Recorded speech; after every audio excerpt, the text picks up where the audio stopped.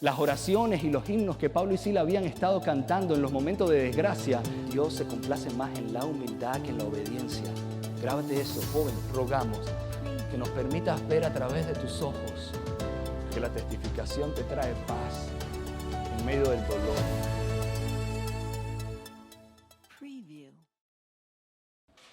Querido Señor, venimos una vez más con un corazón humilde, entendiendo, Señor, que te necesitamos.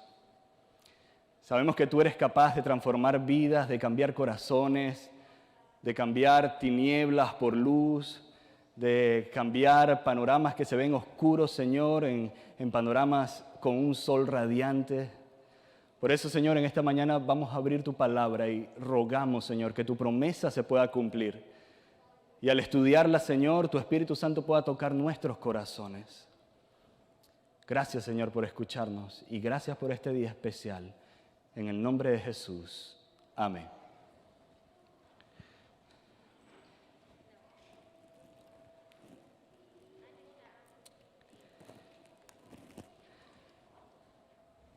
Era de noche, quizás medianoche, o ya era 1 o 2 de la mañana, y entonces Pablo tiene una visión. Un hombre de Macedonia, puesto de pie, le estaba rogando a Pablo en esa visión: pasa por Macedonia y ayúdanos. Sabes, durante días Pablo, Silas y Timoteo habían estado tratando de predicar el Evangelio en Asia. Pero por alguna razón Dios había estado cerrando las puertas. Pero ahora habían cambiado el rumbo y habían llegado a Troas. Y en Troas Pablo recibe esta visión. Y entonces Pablo entiende, confirma que era Dios quien no había permitido que pudiesen entrar a Asia. Y entonces nos dice Lucas, que es el que escribe el libro de Hechos, nos dice Lucas en el capítulo 16, donde nos narra toda esa historia, nos dice que se prepararon para salir a Macedonia. Y sabes, habían estado los tres únicamente, Timoteo, Pablo y Silas. Pero ahora, si usted está leyendo el capítulo 16 de Hechos, se da cuenta que ya Lucas deja de hablar de ellos y empieza a hablar en primera persona plural. Y dice, nosotros. Entonces dice, nos preparamos para ir a Macedonia. Así que él empieza a contar la historia y dice que salen los 4 de Troas. Y después de hacer paradas en Samotracia, en Neápolis, por fin llegan a Filipos. Filipos era una colonia romana. Era ciudad principal del distrito de Macedonia. Así que tanto Pablo como sus amigos se quedan allí algunos días, empiezan a revisar la ciudad, empiezan a ver cómo está todo, y llega el día sábado. Y cuando el día sábado llega, Lucas nos dice lo siguiente. Lucas nos dice que el sábado salieron, está en pantalla, versículo 13 del capítulo 16 de Hechos, dice que salieron a las afueras de la ciudad y fuimos por la orilla del río donde esperábamos encontrar un lugar de oración. ¿Sabes qué es interesante? En ciudades donde no había presencia judía o suficiente presencia judía, obviamente no habían sinagogas judías. Entonces, los creyentes se iban al aire libre cerca del agua y allí todos los cristianos, todos los creyentes sabían que se podían encontrar. Y eso fue lo que hicieron. Y es interesante porque esto nos muestra que en Macedonia no había presencia judía, no habían creyentes. Porque una sinagoga judía, la ley judía decía que se podía abrir con 10 hombres, cabezas de hogar, podían abrir una sinagoga. Así que si no había sinagoga era porque no había presencia judía. Pero aquí manda Dios a Pablo, a Silas, a Timoteo y a Lucas. Ahora, Lucas nos sigue contando que al estar allí se reunieron y empezaron a hablar con unas mujeres que estaban allí sentadas. Entre ellas estaba una empresaria llamada Lidia. Esta mujer no era judía, pero se reunía con mujeres judías adorar a Dios y había aprendido a adorar a Dios. Y nos dice Lucas que ellos llegaron y se sentaron allí. Y hay una frase sumamente hermosa que Lucas escribe, dice, Dios preparó el corazón de Lidia, o Dios abrió el corazón de Lidia para que aceptara lo que Pablo iba a enseñar. Y lo que Pablo iba a enseñar, ¿qué era? Iba a enseñar acerca de Jesucristo. Y ahora Lidia, ¿sabes qué hace Lidia? Lidia acepta el Evangelio. Y no solamente lo acepta ella, sino que lo acepta su familia. Ahora, ella no solamente se queda así, no solamente se queda con eso. Es interesante porque Dios estaba abriendo las puertas para el trabajo que se iba a llevar a cabo en Macedonia. Yo no sé cuántos de ustedes recuerdan en la carta que le escribe Pablo a los filipenses en su último capítulo. Él le agradece a los filipenses, ¿por qué? Porque habían sido buenos con el ministerio de él, porque en la pobreza lo habían sustentado. Y obviamente Lidia, quien era una empresaria, tenía que haber estado detrás de todo eso. Así que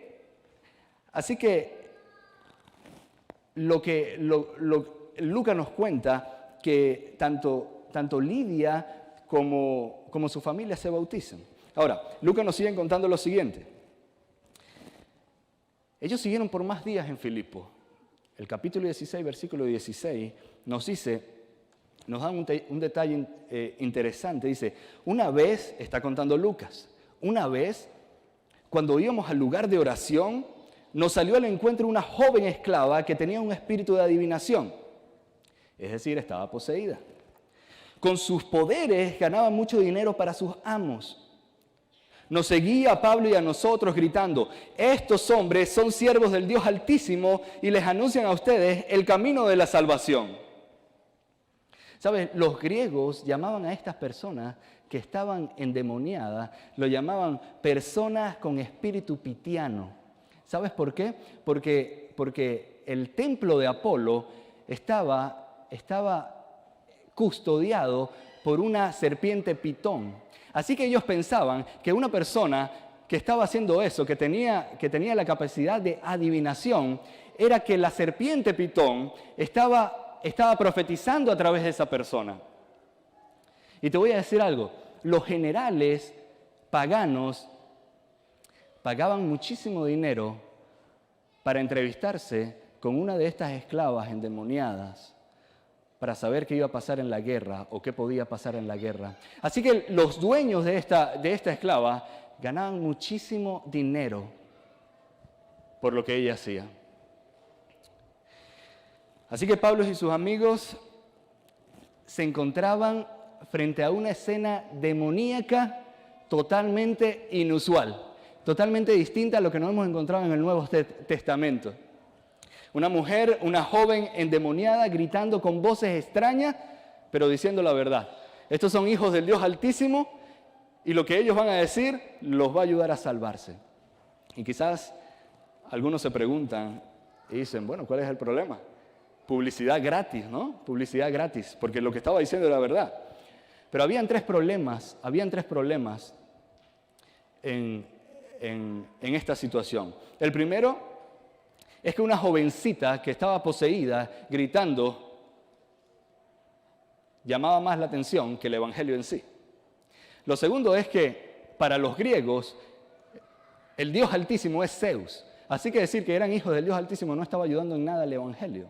Y lo tercero y lo más importante es que cualquier cosa que hiciera Pablo, cualquier cosa que hicieran ellos, ¿qué iba a decir la gente? Oh, eso bueno que hicieron ellos, lo profetizó la mujer con el espíritu de la serpiente pitón. El enemigo es más astuto de lo que tú y yo pensamos, ¿sabes? Así que Lucas nos sigue contando la historia y nos cuenta que después de varios días, Pablo se molestó, ya no aguantó más. ¿Se imaginan estar caminando, trabajando, preparando sus campañas o sus momentos de oración para ver cómo le iba a llevar el mensaje a los gentiles? Y detrás de él una mujer con voces extrañas gritando que ellos eran siervos de Dios. Así que Lucas nos dice que Pablo se voltea e inmediatamente reprende al demonio.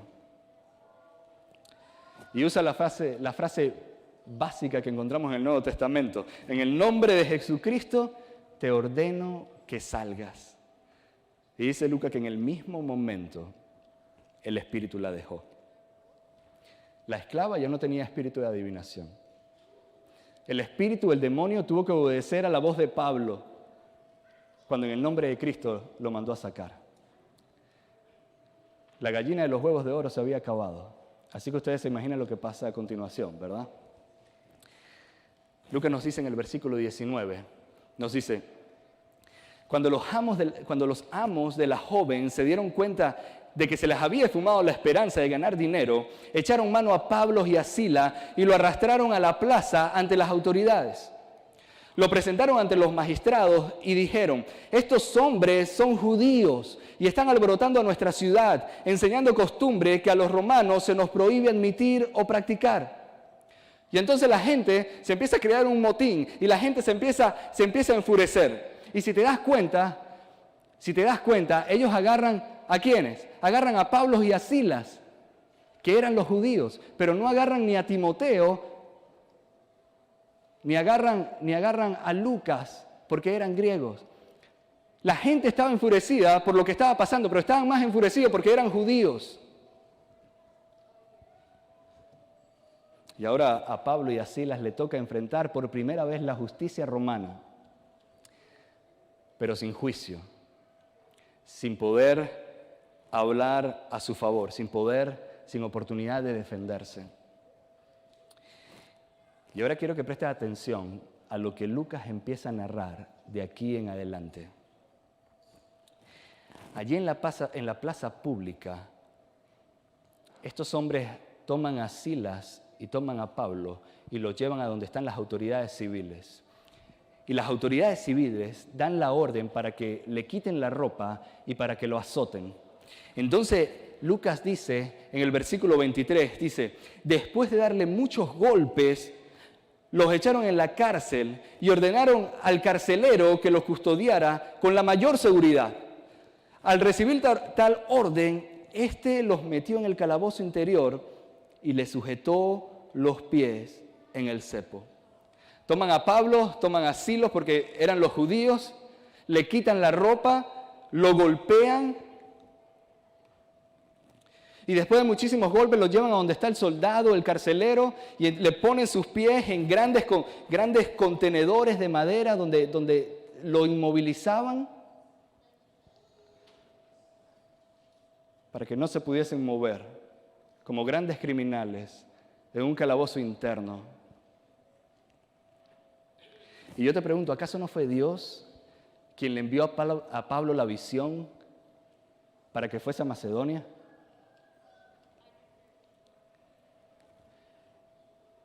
Yo te pregunto, ¿te has encontrado alguna vez golpeado, humillado, lastimado, quizás no físicamente, pero emocionalmente, por obedecer lo que Dios te pidió que hicieras?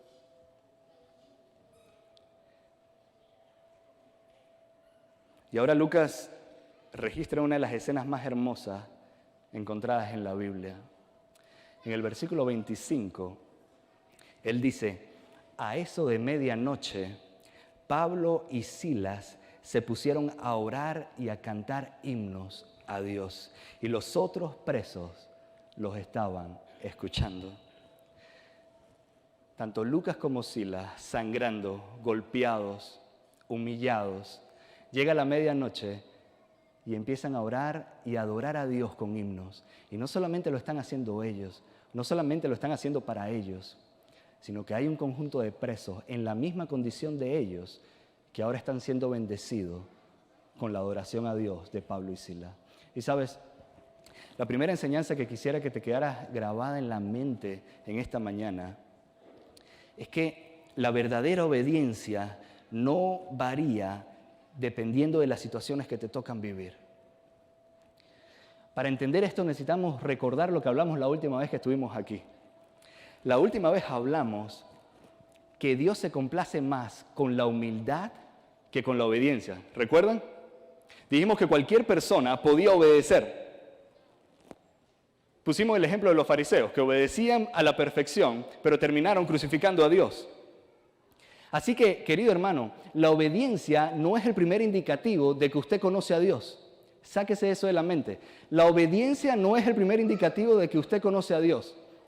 El primer indicativo de que usted conoce a Dios es un corazón humilde, un corazón que permite ser transformado. Un corazón que es humilde tiene la capacidad de dejarse transformar, de saber dónde está parado. El que ora por un corazón humilde, su obediencia fluye.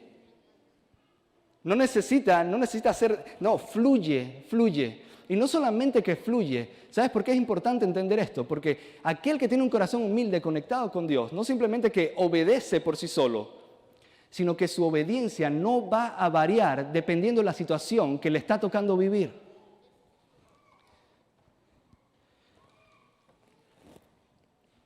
¿Por qué repito esto? Porque la obediencia que no es producto de un corazón humilde es una obediencia forzada. Y la obediencia que es forzada es más peligrosa de lo que usted y yo creemos. La obediencia que está forjada en un no hagas esto, no digas esto, si quieres pertenecer aquí no puedes vestirte así, no puedes hablar así, y un no, se convierte en una obediencia por obligación. Y la obediencia que es forzada, cuando llegan los momentos difíciles, desaparece. Ya no hay más obediencia. En el tiempo que mi esposo y yo vivimos en Jacksonville, Florida, hicimos buenos amigos en la iglesia. Varias parejas contemporáneas con nosotros. Había una pareja interesante, una pareja bien interesante. Ellos eran sumamente activos en la iglesia. Bien activos, de verdad. Lo habían criado así, sus papás lo habían criado así. Pero los papás los habían enseñado a obedecer las cosas de Dios, no por amor, sino por imposición. Y los dos venían del mismo pueblo, así que los dos eran muy parecidos, sumamente parecidos. Y eran excelentes personas, pero cada vez que pasaba algo difícil en la iglesia, cada vez que ocurría algo delicado, algo difícil, el chip que ellos tenían en su mente se activaba de un momento a otro. Y ahora ellos empezaban a actuar de una manera dura, de una manera sin sabiduría. Eran de esas personas que piensan que cuando hay pecado o alguien cae, hay que ser duro, porque el pecado hay que tratarlo con dureza y al pecador hay que tratarlo con dureza. Es ese tipo de liderazgo que muchas veces es más un peso que una ayuda en el ministerio. Y sabes, cuando pasó el tiempo, ella quedó embarazada de su segundo bebé. Y ahí es donde empieza todo a cambiar. En los primeros meses del embarazo le diagnostican al bebé una enfermedad que no le permitía vivir o no le iba a permitir vivir más de 24 horas después que naciera. Si nacía, no iba a poder estar más de 24 horas vivo. Y eso fue sumamente duro para ellos, sumamente duro. Al mismo tiempo, a él le descubrieron una enfermedad en la sangre que le estaba ocasionando un problema grandísimo en su piel. Y junto con eso, entonces vinieron los problemas económicos. Todo al mismo tiempo, de verdad. Fueron momentos sumamente difíciles. ¿Sabes? Con el tiempo ellos se fueron decepcionando de Dios. Ellos pensaban que Dios no podía permitir lo que ellos estaban viviendo porque ellos habían obedecido, porque ellos eran líderes de la iglesia. Hoy tristemente ellos están divorciados, ¿sabes? Su hijo menor, que ya no está tan pequeño, ya está más grande, pasa tiempo con él, pasa tiempo con ella, sufriendo. Ya no están en la iglesia y es fácil solamente verlos para saber que ya ni siquiera viven con principios cristianos. Hermano, en el momento que tú decides vivir una vida de obediencia o decides vivir con una obediencia que no es producto de un corazón humilde, cuando lleguen los momentos difíciles te vas a decepcionar de Dios. Porque eso es lo que pasa con la obediencia que es falsa, la obediencia que no es real, la obediencia que no está conectada con Dios. Por eso te digo, la verdadera obediencia no varía dependiendo de las situaciones que te tocan vivir. No importa qué vivas. Tu obediencia es producto de un corazón humilde que conoce a Dios. Esa es la obediencia que tú tienes que buscar. La obediencia que es producto de un corazón humilde que conoce a Dios no varía dependiendo de la situación que le toca vivir. Siempre se mantiene igual. ¿Sabes por qué? Porque esa obediencia no la controlas tú. La controla el corazón que le entregaste a Dios. Eso hace toda la diferencia, absolutamente toda la diferencia. Por eso, cuando leemos estos versículos, nos encontramos a Pablo y a Silas, probablemente semidesnudos, con la espalda sangrando por los golpes, por los azotes, cantando en un calabozo interno, adorando a Dios, orando a Dios, impactando la vida de los demás presos que estaban allí con ellos. Porque la verdadera obediencia no te permite cambiar dependiendo la situación que te toque vivir, por más triste que sea, por más humillante que sea. Pero la historia no termina ahí. La historia no termina ahí. Lucas nos sigue contando y nos dice que mientras ellos estaban orando y cantando allí a medianoche, dice el versículo 26, dice: de repente se produjo un terremoto tan fuerte que la cárcel se estremeció hasta sus cimientos. Al instante se abrieron todas las puertas y a los presos se les soltaron las cadenas. El carcelero despertó y al ver la puerta de la cárcel de par en par, sacó la espada y estuvo a punto de matarse, porque pensaba que los presos se habían escapado. Y ya hemos hablado, la última vez hablamos lo que pasaba con un soldado que dejaba escapar a un preso o que no obedecía. Sabía que iba a ser ejecutado. Así que este soldado, este carcelero, lo que estaba haciendo era adelantando el proceso que venía cuando se enteraron que los presos se habían escapado. Pero antes de que el hombre se suicidara, Pablo le grita y le dice allí en el versículo 28, le dice: no te hagas daño, todos estamos aquí. No te mates, todos estamos aquí. Entonces Lucas nos dice que el carcelero pidió una luz, entró precipitadamente y vio que todos estaban allí. Entonces se echó temblando a los pies de Pablo y de Silas. Luego los sacó y les preguntó: señores, ¿qué tengo que hacer para ser salvo? Y aquí viene la segunda enseñanza del día de hoy. La verdadera obediencia, la que es real, la que está conectada con Dios, lleva a otros a decidir por Cristo. El testimonio que tú das cuando vives una verdadera obediencia, impacta la vida de muchísimas personas. Lo que tú haces, cómo te comportas, de qué manera obedeces, impacta la vida de otras personas de una manera que nunca te vas a imaginar, Y te voy a decir algo, Pablo y Silas pudieron haber dicho: Dios mandó este terremoto. Era obvio, porque con un terremoto no se iban a romper las cadenas de los presos y se iban a salir del cepo donde estaban puestos. Dios había mandado ese terremoto. Así que Pablo y Silas pudieron haber dicho: ¿sabes qué? Este es el momento de correr, porque total aquí nos tienen sin juicio, sin nada. Lo podían matar, podían hacer cualquier cosa con ellos, pidiendo ayuda para él y para los suyos. Y Pablo se queda allí. Pablo sabía que tenía un propósito especial. ¿Y sabes qué es interesante? Que la intención de Dios, en esta ocasión por lo menos, la intención de Dios no era la liberación física de sus hijos, no era la liberación física de Pablo y de Silas, era la liberación espiritual de los hombres que estaban allí y del carcelero. Y te voy a decir algo, querido amigo, muchas veces, quizás Dios vaya a preferir la liberación espiritual de alguna persona antes que nuestra liberación física. Porque a veces Dios trabaja así. La verdadera obediencia lleva a otros a decidir por Cristo. Por eso, imagínate al carcelero temblando, asustado.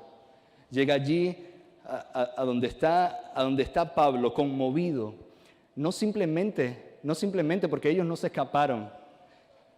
Las oraciones y los himnos que Pablo y Sila habían estado cantando en los momentos de desgracia habían empezado a preparar el corazón del carcelero.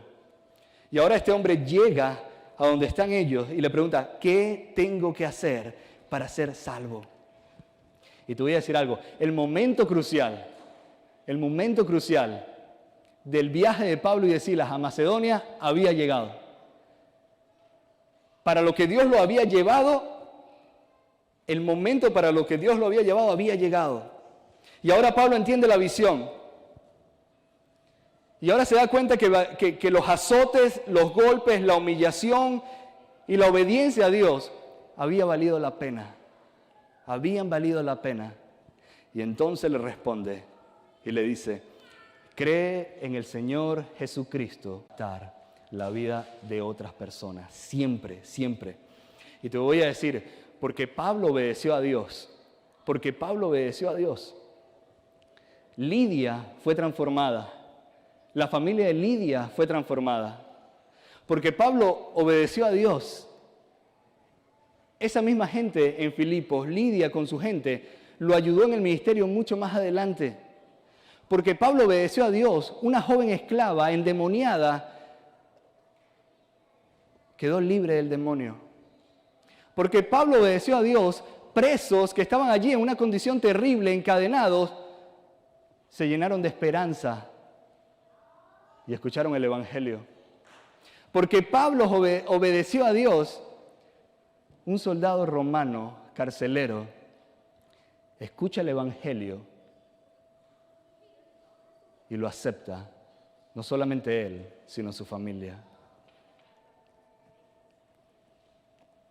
Una obediencia sincera que es producto de una conexión con Dios va a hacer que impactes a muchísimas personas. Por eso, querido hermano, yo te quiero invitar a que nos hagamos esta pregunta.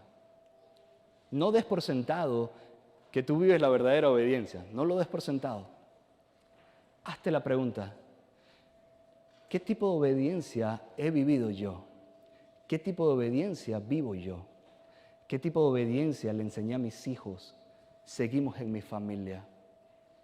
¿Qué hago? Simplemente aprendí a obedecer reglas, manuales, ley, pero no conozco realmente a Dios. ¿O es mi obediencia producto de una oración diaria, constante, donde pido transformación, donde pido que Dios me transforme, donde pido que Dios me muestre quién soy realmente, que cambie mi corazón y que me ayude a obedecer por el poder de su Santo Espíritu?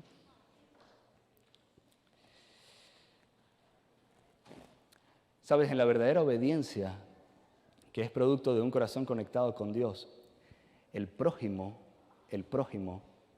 cumple un papel sumamente importante. Quizás sea uno de los mejores indicativos para saber cuál es el tipo de obediencia que yo estoy llevando. Porque yo no puedo creer que estoy impactando o que estoy tratando de impactar a la gente de afuera, pero no soporto a la gente de adentro, o viceversa. No puedo pensar que voy a impactar a mi gente, a mi comunidad cristiana, y no estoy impactando a la gente que está afuera. El mejor indicativo para saber cómo es mi obediencia es saber cómo está el prójimo en mi vida. ¿Está siendo impactado o simplemente decidí vivir una vida sola, obedeciendo como yo pienso que debo obedecer? Otro buen indicativo, ¿sabes cuál es? Preguntarnos cómo reaccionamos ante el pecado de una persona que cayó. ¿Cómo me siento cuando veo a alguien que cayó? ¿Cómo me siento cuando veo que alguien falló? ¿Estoy listo para juzgar o para redimir? ¿Estoy listo para exponerlo o para protegerlo? Quizás ese sea uno de los mejores indicativos de saber si la obediencia con la que he vivido o con la que vivo es real, es producto de un corazón transformado o es simplemente producto de reglas y reglas como los fariseos. Querido amigo, mi anhelo en esta mañana es que tú y yo salgamos de aquí con la inquietud de preguntarle eso a Dios. Que no quede como un sermón más. Que no simplemente salgas con alguna crítica constructiva o no constructiva, sino que puedas salir con la inquietud de preguntarle a Dios, ¿qué tipo de obediencia estoy viviendo? ¿Qué tipo de obediencia le enseñé a mis hijos? Y lo puedan hablar en familia. Y te voy a decir algo. Quizás te encuentres con la triste realidad de que la obediencia que vives es la obediencia que es falsa. Pero no te preocupes. Ya muchos hemos estado allí, en ese lugar. Pero Dios es fiel. Dios es fiel para cambiar corazones, para cambiar actitudes, para transformar un corazón que nunca lo había conocido realmente, que solamente había conocido reglas y leyes, a un corazón conectado de tal manera con Dios, que ahora su obediencia fluye sin darse cuenta. Ahora su prójimo está por encima de él y está listo para ayudar a Dios en la misión de la iglesia. Vamos a orar. Querido Señor, una vez más te damos gracias por tu palabra, Padre. Pero necesitamos, Señor, tu Espíritu Santo para que lo que hoy leímos no simplemente entre por un oído y salga por el otro. Queremos que quede en nuestra mente. Anhelamos tanto, Señor, que nuestra mente tenga esa inquietud de preguntarte en oración y decirte, Señor, necesito que seas sincero conmigo. Necesito que abras mis ojos y me digas qué tipo de obediencia estoy viviendo. ¿Será que no he vivido la obediencia correcta? ¿Será que le hice daño a mis hijos, a la iglesia? Y yo estoy seguro, Señor, que tú vas a responder a nuestra pregunta. Pero no solamente queremos que nos digas, Señor, si hemos estado fallando.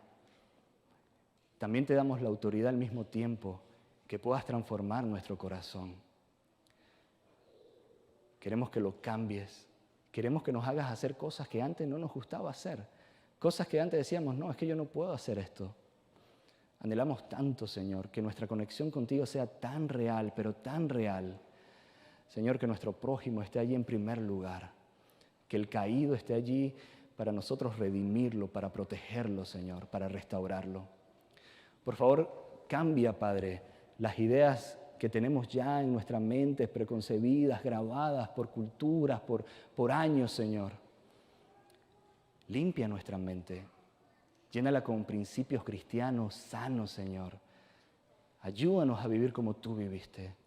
Ayúdanos a comportarnos como tú viviste en esta tierra. Gracias por escucharnos, Señor. Bendice a cada padre, a cada madre, a las parejas, a los hijos, a los jóvenes, Señor. Y permite, Señor, que la oración de nosotros en este día sea una pregunta y una plegaria al mismo tiempo. Transforma mi corazón, conéctalo contigo para poder obedecer de manera real. Gracias por tu amor, Señor. Te lo agradecemos en el nombre de Jesús. Amén y amén.